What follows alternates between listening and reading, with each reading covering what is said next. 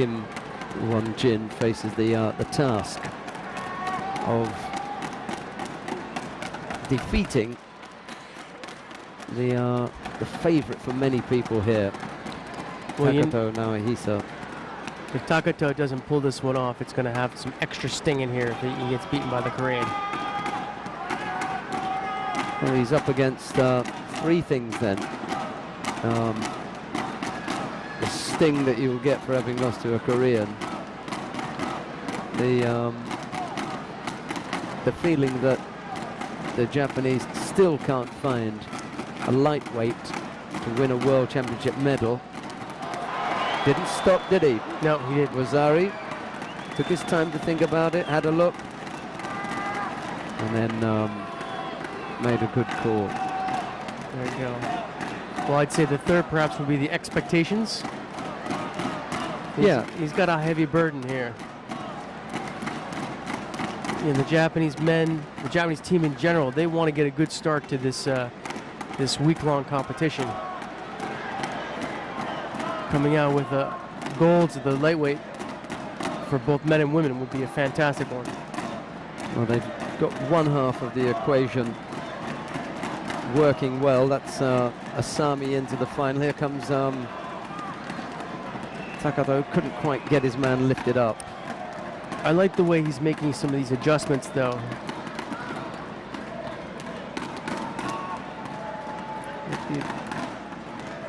A bit early to try to be working that newaza.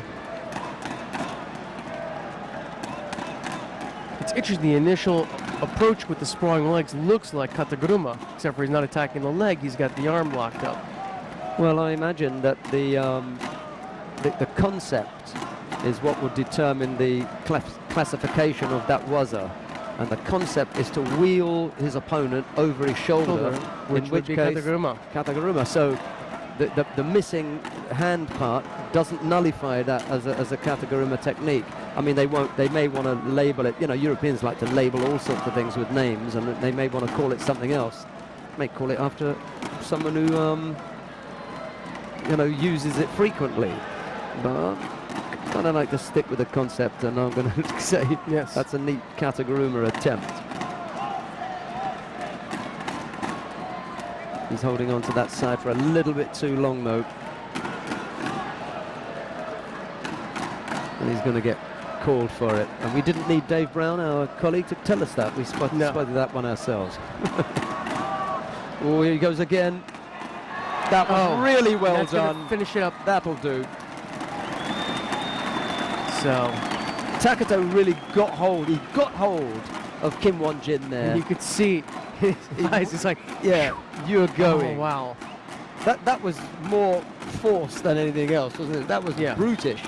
For if you can describe a Japanese fighter's execution of a technique as brutish, that was. It wasn't the finesse that we've seen Takato dispose of people normally. It was a bit of a mauling there.